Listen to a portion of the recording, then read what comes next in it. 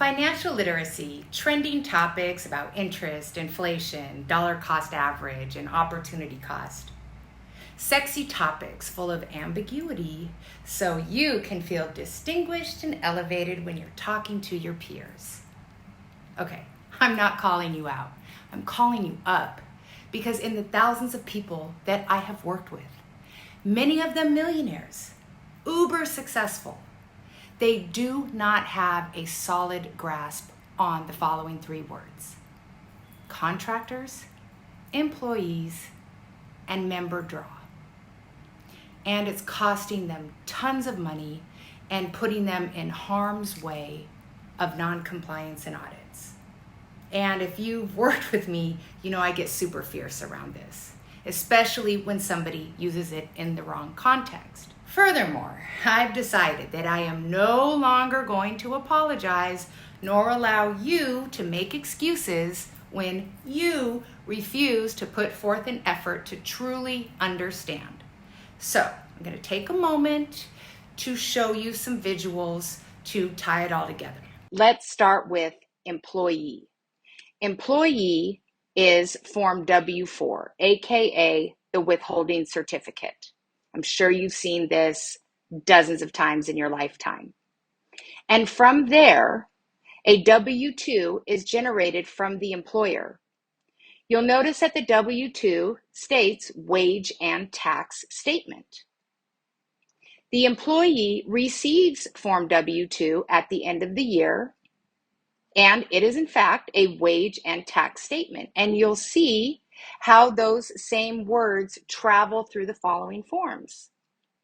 So the employee then takes that amount on the wage and tax statement and places it on line 1 under wages, salaries, and tips on Form 1040, which is the U.S. individual income tax return. So that is the simplest of the three. But now that you have a handle on that, I will show you the twists and turns and additional complexities of the other two.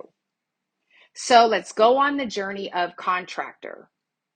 So not only is contractor different entirely from start to finish, okay, but it's also important to note that legally, contractor is different from employee in that they provide services to an organization.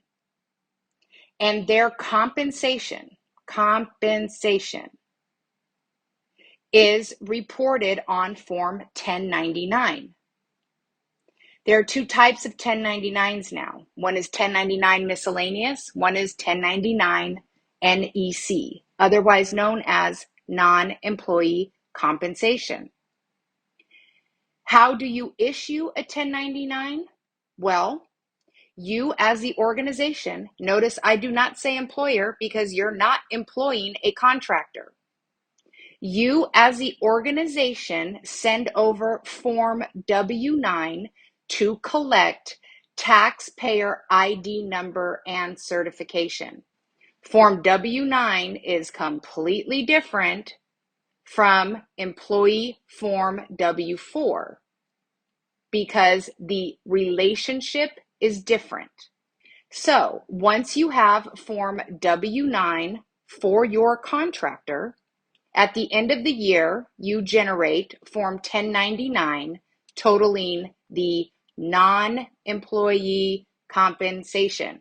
That contractor then takes the gross receipts or sales and places that amount on line 1 on a Schedule C, aka profit or loss from business. So it's understood that any person that receives a 1099 NEC, non-employee compensation, is in business for themselves. From there, that amount, business income or loss, will appear on line 3 on Schedule 1.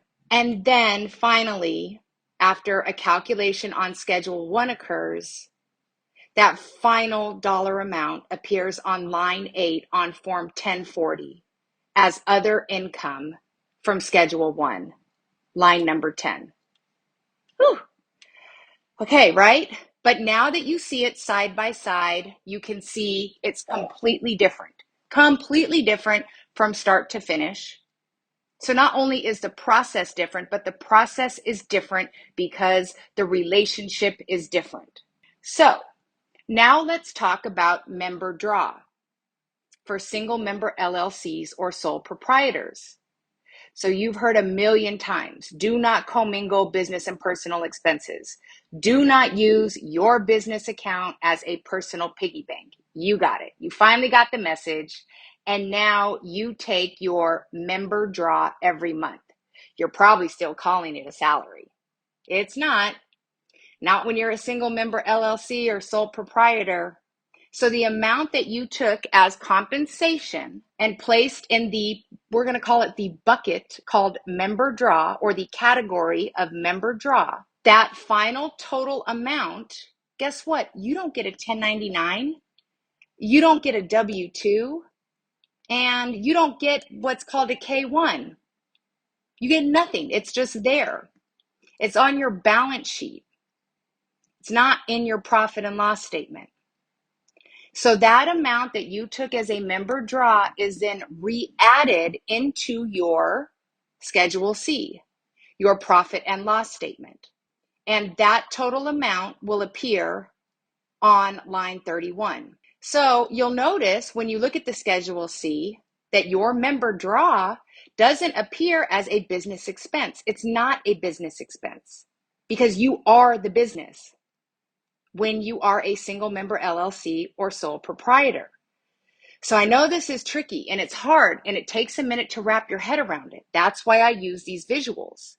So if you were to take your profit and loss statement and then on top of that have the total that you took as your member draw, and you look at your net profit and loss. So let's say your business has a profit of $10,000 and you took a member draw of $40,000.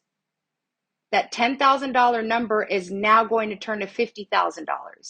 That's what's going to be on line 31 on the Schedule C, because you are the business. You took the member draw, that's your personal compensation, and the business profited $10,000, and that goes to you as well.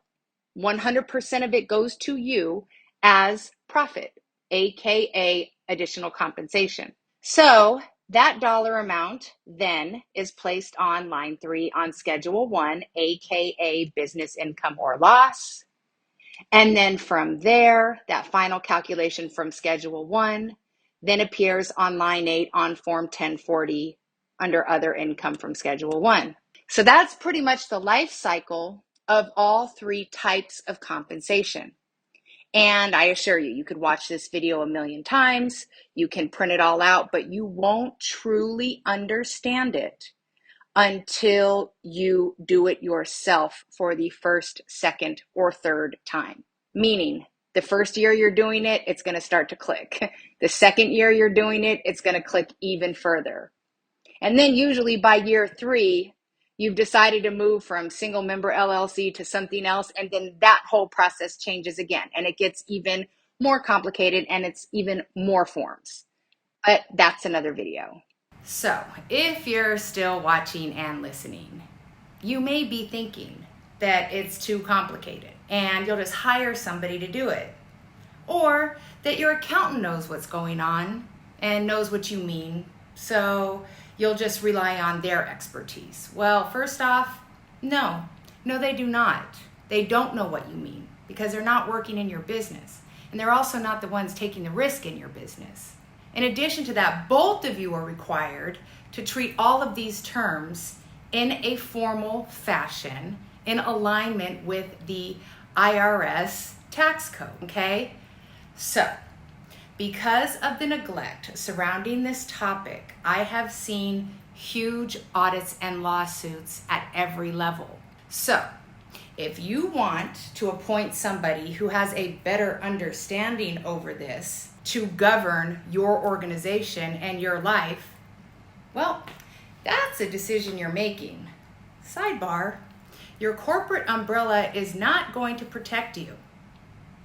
Officers and managers can be personally liable for lawsuits around wage and hour discrimination. So if you've misclassified somebody as a contractor versus an employee, the problems can get really big. So with all that said, I would think that this would be super high on your list of priorities to master. And of course, I am here to break it down in the bite-sized pieces necessary for you to be able to understand it thoroughly and confidently.